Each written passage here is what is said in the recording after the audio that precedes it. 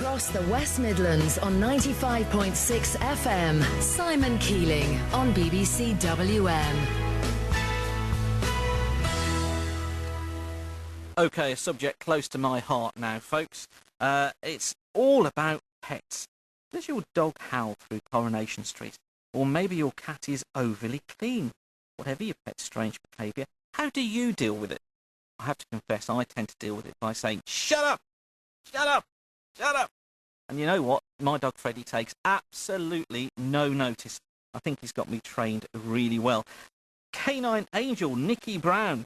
And I can see that that's Nikki sitting there because she's got a T-shirt with the Canine Angel written on it.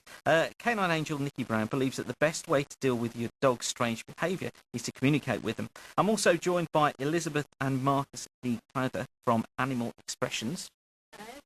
And they're animal communicators, pet psychics, and animal healers, no doubt. That's right, that's right. Quite a big CV there. Oh, it goes further on, but we won't go into that. We'll talk about it in just a moment. So, do you really believe that we can communicate with animals? I mean, can we really learn what our pet is thinking? What do you think about that?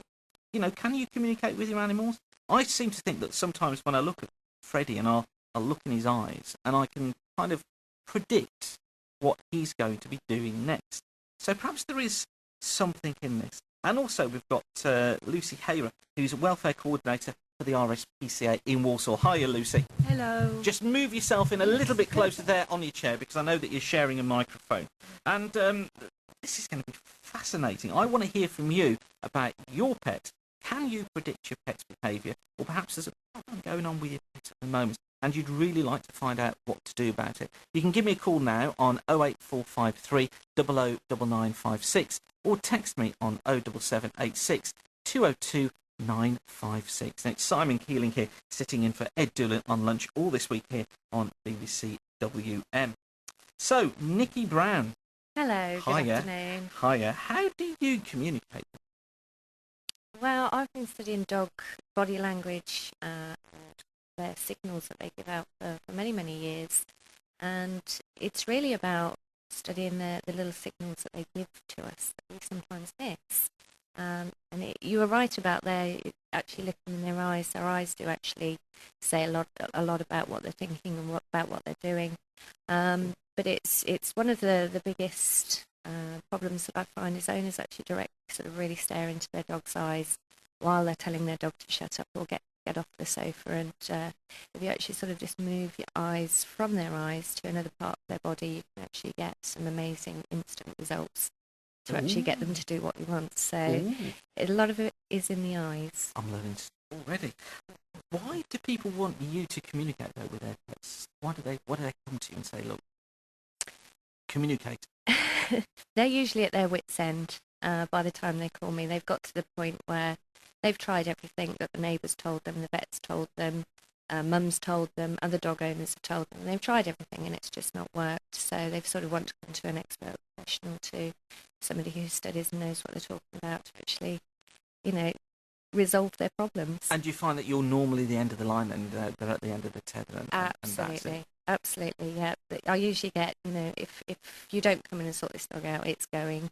And, the RSPCA probably end up with a few pets. Yeah, I was going to say, we've got nodding heads in the studio here from Marcus and Beth Lee Crowther as well from Animal Expressions. Do you find that as well? Is it the end of the line when people come to you? Is that it? Yeah, very often it is. Not always, though, which is good. But we work in a slightly different way to Nikki. We actually work on a telepathic and a psychic link from a person to an animal. And we don't have to physically be with your pet to do a reading for you. We can work off a photograph or a good description as well. And we get people come to us with all sorts of problems. It could be a behaviour problem. It could be a health-related problem.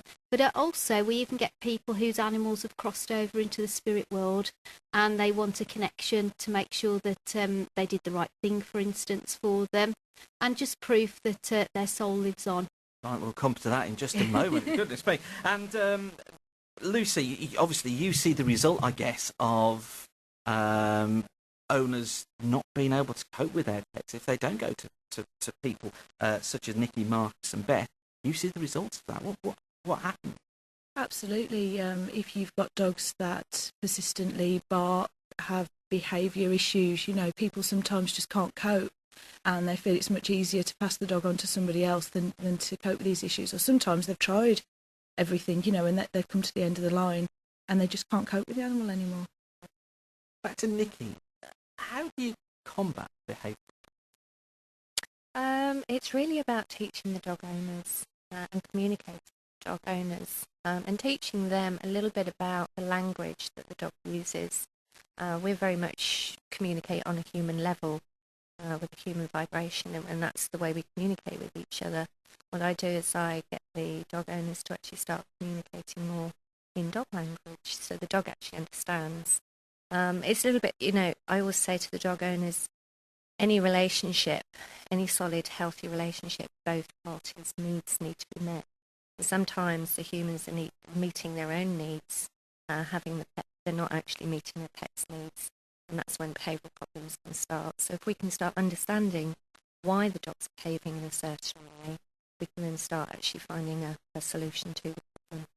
So does it actually work? I want to hear from you about your pet's problems. Give me a call, 08453 009956, or text me on 07786 202 956. It might be perhaps that you've had an animal behaviourist involved with your dog or your cat or whatever pet you might have, and it's worked. Let me know. Or it may be that you've got some problems at the moment with your pet and you want to talk to some of our experts and find out what you can do.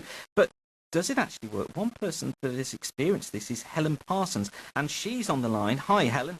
Hi, Simon. Thank you for joining me this afternoon here on the on BBC WM on the lunch programme. Now, Nikki helped you combat your Cocker Spaniel's problems, didn't she? She did. Indeed, she did. Quite recently. Okay, and tell me a little bit about it. What were the problems? Well, just to give you an example, the dogs are actually called Jack and Ben, but they did have a reputation and got renamed Ronnie and Reggie after the Clay twins. So that kind of gives you an idea of what sort of reputation they had as being bullies on the block, really. We had two main problems with them. One was the welcoming committee, as we like to call them, when people used to come to the house. They would make a huge amount of noise. They'd be right at the door. People couldn't even get in the door. My husband would come back with my son, couldn't get in the door because the dogs were jumping up, barking. They've also bitten people that have come to the house, come to the door. So that was probably the main problem, and that meant that I was very reluctant to have people come to the house who didn't know the dogs or who couldn't deal with our nice welcoming committee. And the second biggest problem was when we were out, when we'd meet other dogs predominantly, and dog-on-dog aggression was uncontrollable. I'd have, baby in the pram and just couldn't control them. So those are the two main problems that we had with them. And how old are Jack and Ben? They're almost 10. And they're quite old. Was this a problem that manifested itself from when they were puppies, or is it something that was recent? No, it came later on. It started, one of our dogs got attacked by a bigger dog when we sort of about 4 or 5 years ago, and the aggression started in the one dog quite soon after that, and it really escalated from there, and they bar off each other as well, which doesn't help. And what was the session like with Nikki? Well, first of all, Nikki came to the house and we were very nervous about whether she'd get bitten the minute she walked through the door. Right. And she just said, no, let me in, and she completely ignored the dog. The dogs were jumping up and doing all the usual thing. They didn't bite her. They calmed down actually very quickly. The first part of the session, Nikki was observing the dog and really talking to my husband and I about some of the problems and some of the issues that we had. And was it a big step for you to approach Nikki? It was, mostly, and my husband won't mind me saying this on the radio, mostly because I think my husband was more reluctant to get help. I think he felt that we were handling it pretty well ourselves, and I don't think he really thought the problem was as bad as it was, despite the fact that the one dog had bitten, a number of people.